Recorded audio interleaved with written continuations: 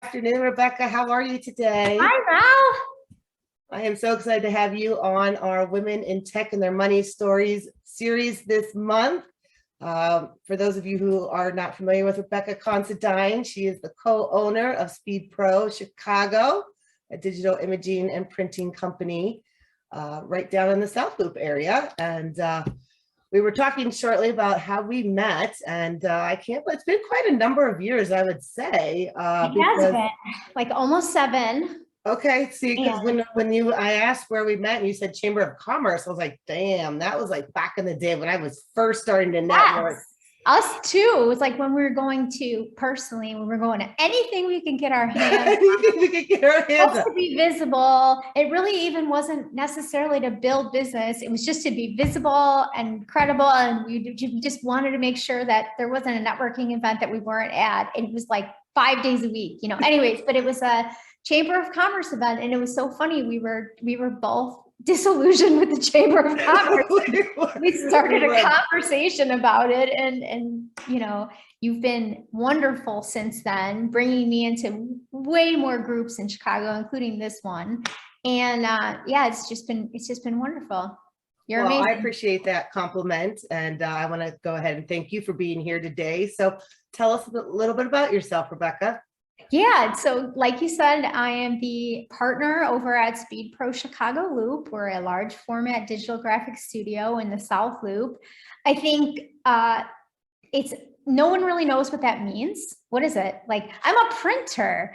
I'm a printer of big stuff. So I don't do the little stuff like business cards and marketing material, but everything else really falls into our realm. And that people are like, it's windows, it's walls, it's floors, it's cars, it's big old banners, any really big corporate projects. We do a lot of work for franchisees and a lot of work for trade shows as well. So we're straight B2B.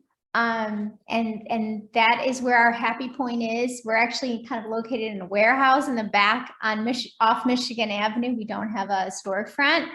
But yeah, we've been around 7 years, and our business is growing, and we are very visible in Chicago, and we love it. We're involved with a lot of the events that happen all summer long and in the winter too, but a lot of them happen in the summer.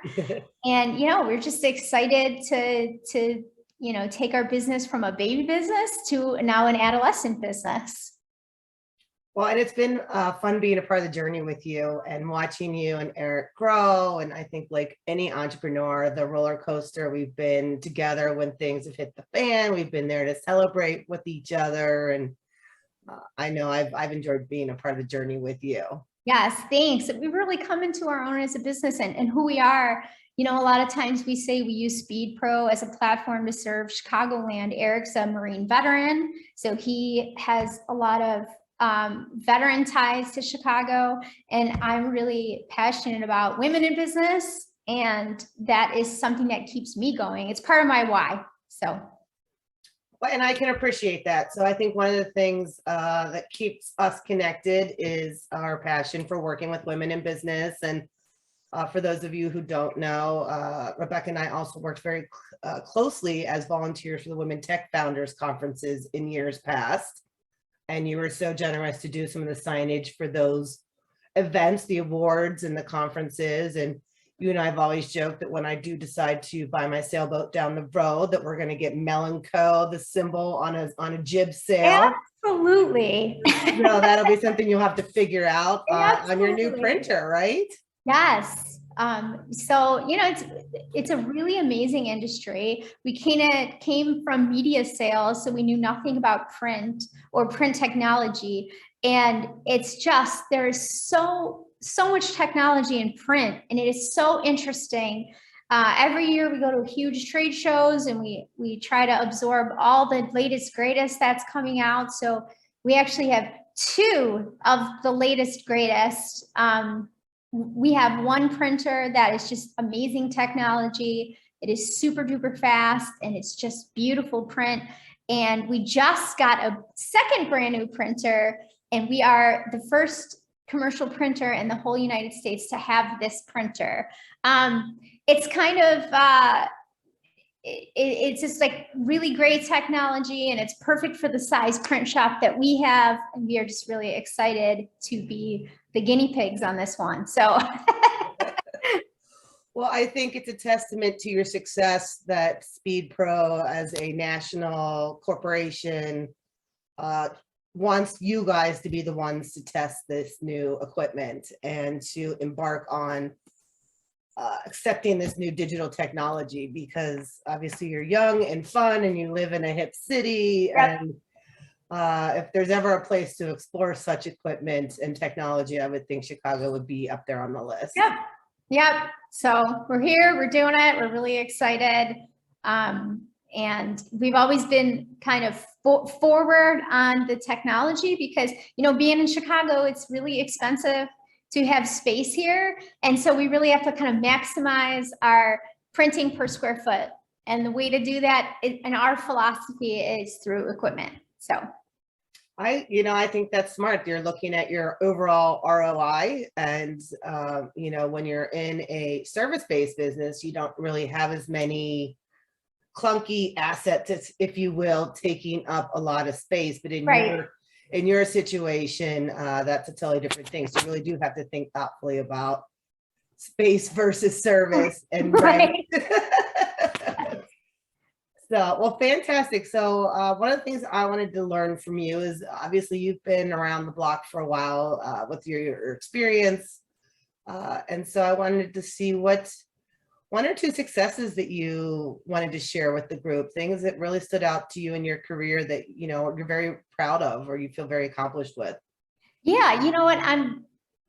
One just popped in my head that I wanted to talk about, and that is my business, two grants that we got recently. One of them was, and not really a grant, but a fellowship, was the Goldman Sachs 10K Small Business. So we just finished that as a company. Eric did most of the work, but it was something that we wanted to do because you really have to meet certain criteria to get accepted into the program. So, just getting the criteria meant we were on the track to where we need to be. But it's just such an amazing fellowship, grad school boot camp, 14-week thing. And then we just got another one too, a Founders First fellowship that I'm going to be taking the lead on in the fall. And so, yeah, that's really exciting. We're getting to the point where we've made enough impact in the community where we can start kind of reaping some of these awards, whether they be grants or just education.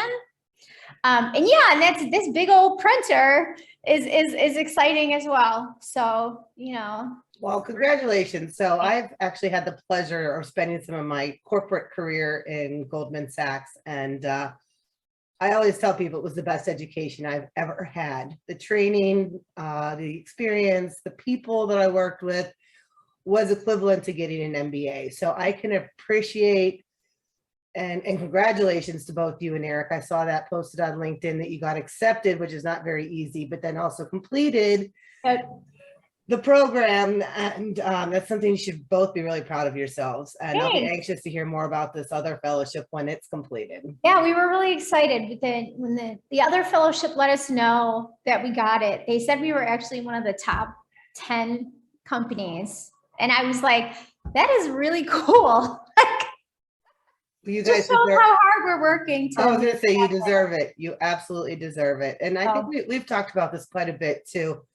Chicago is the fourth largest city in the United States, but at the end of the day, it's the smallest economy, if you will. Everybody knows everybody. And, you and Eric have done a great job of giving back and being just in the moment when it comes to networking and in the moment when it comes to being a part of this city. And I think it goes without saying that you absolutely deserve these recognitions. So congratulations to both. Thank you. Excited to see. Very exciting. All right. So switching gears. So, you're a mom of two. Yep. And you've been a corporate employee. Now you're a small business owner. You've had the entrepreneurial hat, meaning that you've really got to see all different sides of where you could go with your career in life. What are some lessons learned, either personal or professional, that you'd want to share? Professionally, I have this lesson slash philosophy that I really love to share with people, because I'm not your typical entrepreneur, right? I'm not the energizer who loves shiny objects and this is my 5th company, and right. But I'm something that I think is very valuable, and I am a loyal number 2, you know, and behind every shiny entrepreneur, there is a loyal number 2 and 3 and 4. And I truly believe that sometimes the entrepreneur can kind of be out there looking like a crazy man. And it really, that loyal number 2 really comes in and validates their, you know, crazy aspirations. So, I mean, that's a lesson that I really orient to, because like, I truly think Eric couldn't be where he is without me, you know, and that has a lot of value to me and to other people too. So if you're— wait a minute, and I would say Eric wouldn't be where he was without you, and you wouldn't be where you are without 100%, 100%. So there's the, you know, to the loyal number 2s out there, thank you for your service. And that, you know, that's a big lesson for me, like professionally. But, you know, personally, it's, I think this entrepreneur life has afforded some flexibility that I missed in corporate life. You know, the ability to kind of, it takes a lot too. You work a lot as an entrepreneur, but you also kind of make your own schedule at the same time. So, you know, I'm able to kind of make that 4:30 baseball game and sometimes, and, you know, do the things that I need to do with my family as well. So there's definitely a balance. There has to be, and there's never enough time for anything. There's always scarcity of time in my life. That's my number one. I agree with you 100%. The flexibility is huge. You know, you mentioned earlier that before we got on this call that you were working on Saturday, and I had client meetings on Saturday, and when I was setting up the next meeting, she asked if I would do a Friday night or a Sunday. And I said, absolutely not. Friday night's date night and Sunday is my time to do nothing. Right. You know, and so I'm already giving you my Saturdays. Right. I will work with you on an evening. You know, I'm very flexible, but at the same token, don't overdo it. Don't push it. And I think the key to this takeaway message is set your boundaries. Yep. You know, I mean, and find that work-life balance, right? You've got to be able to figure out it has to be how to do this, but also how to make sure your family knows that you still love them and they're still important, right? Right, 100%. Where are the girls at this point now? Are they what grades are they in? We're in school, 3rd grade and 5th grade. We're, you know, ramping up back to pre-COVID activity level. So we're doing lots of fun stuff. Big softball season starting, which is always just like fun times in our household. We spend a lot of time in softball, you know, from spring till summer. And yeah, it's just, we're just growing up, which is sad how fast it happens, really. Have the girls taught you any life lessons? Oh man, all of it. I mean, you know, my greatest accomplishment is them, you know, but it's, you know, I'm living this one life lesson with my oldest right now, which is how they just become mini versions of you, you know, and it's just like, it's wild, you know, because sometimes we even have the same thought processes. But yeah, my oldest is now the same size as me. We have the same shoe size. So, you know, we're in that moment in time where she's gonna get taller than me, but right this moment we can share shoes and clothes, and it's really fun. I love that. Well, enjoy the precious children while they're still under the teenage years, because, you know, I understand, at least that's when I became a little bit of a 100%. We're all devil child. We're getting there. We're close. We're close. Yeah. All right. So the last question I have for you, since this is obviously titled Women in Money and their Women in Tech and Their Money Stories, is what sort of 1 or 2 money tips do you want to share with us? Yeah, you know, I think my first philosophy is, you know, professionals are there for a reason, and use them, you know, especially as a small business owner. So, you know, I need the accountants, I need the controllers, I you know, we need the professionals who do the HR, but you know, from a money perspective, you cannot mess around with trying to do it on your own. You really need the professionals to do it. It makes life a lot, and it saves you a lot of money in the end. And I think along with that too is, you know, at the end of the day, we can't know everything, right? No. You and I are not specialists in everything. And at the end of the day, to your point, like I want to protect myself from being sued. I want to be protecting myself from being audited. I want to make sure that I'm staying in compliance with HR regulations or whatever the SpeedPro franchise rules are. Yes, like all the things. So, and personally too, you gotta like, you know, look back in professionals for your personal finances, same for your business. So agreed. That's like the number one. You can't know everything. And I agree with that. And I think before we got on this call, I mentioned to you that I was getting a ton of conversations or questions around people doing their taxes last minute on their own, I should say. And, you know, I'm not a CPA. I can give general tax guidance. But at the end of the day, you know, you need to call the 1-800 number at the software company that you chose to implement, or really at the end of the day, you should be working with a professional, a CPA professional, because the tax laws change frequently. Your personal and business situation changes frequently.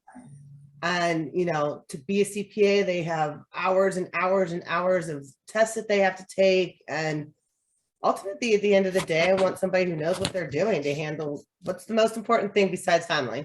Right. Money. And, you know, I think a lot about someone like you who is a fiduciary, and it makes me feel good that your best interest is my best interest. Right. You know, and that's important. It's like a real good guarantee, you know?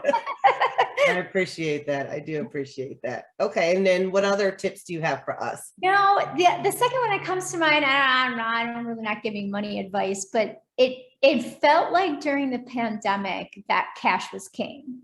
You know, that having that cash there was just so important. And I think moving on, I think we'll always take that with us as a business. I don't think we're ever going to, you know, we made it through and we're here, but now without the trauma that came with it.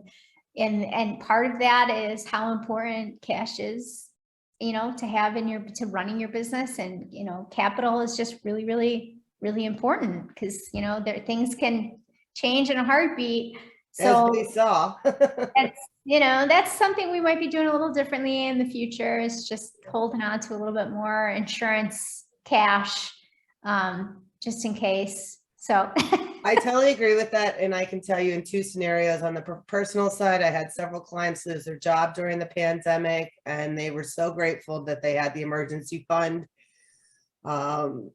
You know, I know it's not earning a whole lot, maybe 0.5% of interest, right? So you're sitting there thinking, oh, it's not doing anything for me. But you know what? That's the whole purpose of an emergency fund, is it is there to be 3 to 6 months of your expenses on a personal level in case something should happen, including a pandemic, a war, a rise in. Okay, so then the flip side of that is now we see the rise in inflation. As a business owner, I'm experiencing that on my end.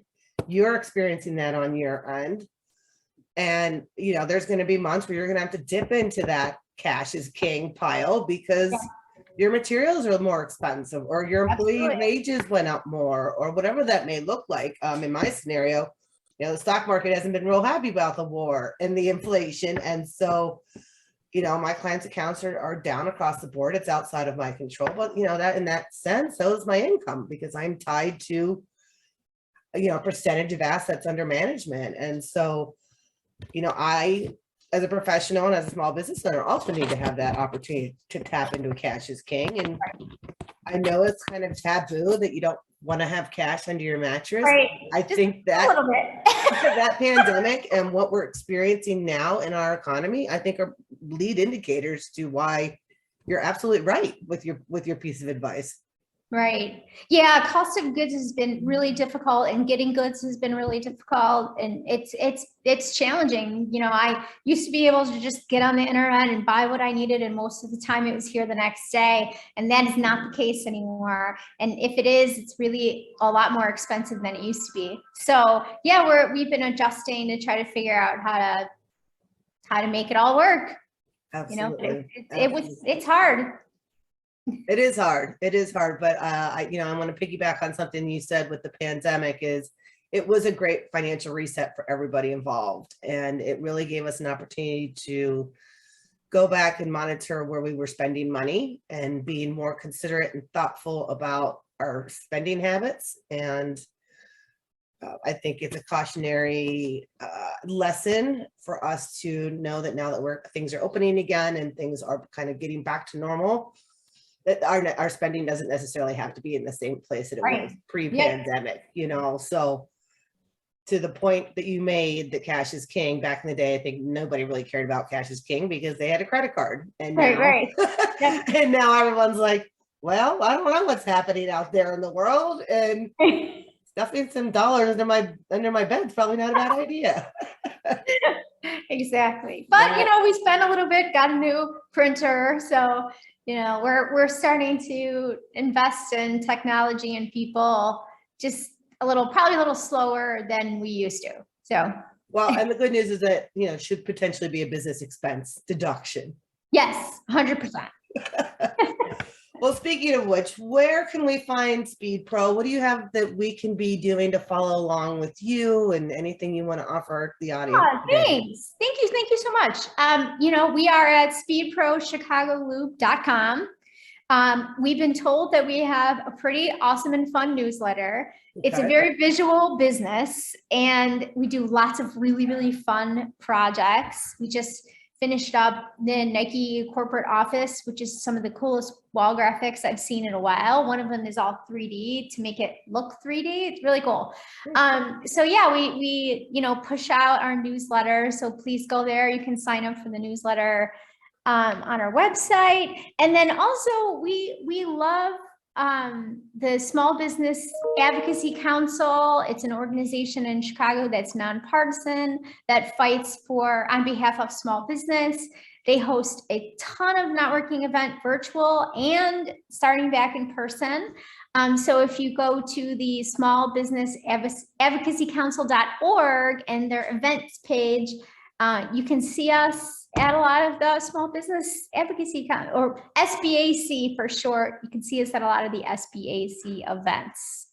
Fantastic. Well, I think a lot of us are itching to get back out into networking events that are outside the Zoom world. Yes. Obviously, for those folks that are still wanting to be careful, it's nice that they are offering a combination of both types of events. So right. Okay, and then maybe my last question, you said we can find you on your website, we can get on the newsletter. My last question is, what is your favorite project you've ever worked on? Ooh, good question. I'm sorry, I'm throwing that out as that wasn't part of the script, folks. No, you know what? We just did this one last summer. Well, yeah, the summer before this for St. Jude. Mm-hmm. It was an event in Millennium Park, and it was kind of like a 3-day event where we installed and deinstalled, and you know, we had to balloon up to a group of almost 15 people to make it happen. Mm-hmm. And we did. We had like 4 hours to get it all in, and it was just really crazy. The event itself raised like almost $2 million. And just to really be a part of that, I think was really special. We pulled it off, and it was a ton of work. But looking back, we grew a lot from it. And, you know, that's the best kind of project, is when you look back and you're like, we did it. and we learned a lot. And we got good people out of it and good friendships, and we're still using folks who helped us whenever we get big projects and stuff. And then we ended up actually hiring them. And, you know, it was great. Eric kind of turned to his veteran community, and, you know, we hired like 5 veterans to come help us. So, you know, it's really exciting. And that was really special to us. And it helped us win Project of the Year for SpeedPro. And, you know, but yeah, they're all cool. Every single one of them. Even when you're doing, you know, a step and repeat for the Women Tech Founders Gala, it's cool. So they're all fun. Well, we can hear your enthusiasm in your voice, and obviously congratulations again to you and Eric for winning the SpeedPro of the Year award and having the opportunity to really be a part of the community here in Chicago and give back and see what a difference can make, right? So I think that you guys always lead with your heart, and I think that's why. Thanks. And thanks to you, Mel. I mean, you are always so open with your Rolodex and your introductions, and even just being able to like feature us on this, and it's really made a difference. You know, there's not a lot of people I can look and be like, they've really helped me build my business, but you certainly have. And, well, thank you. It's your superpower, and we appreciate it, and we appreciate you. Well, I feel the same way, and I am looking forward to seeing what we can do to be successful together in 2022. And you know, we will continue to kick butt. Yep. So thank you for your time today, Rebecca. I'm gonna let you go. I know you have a lot on your plate. Good luck with the new digital printer, and I hope to see you around town soon. All right, bye. Bye.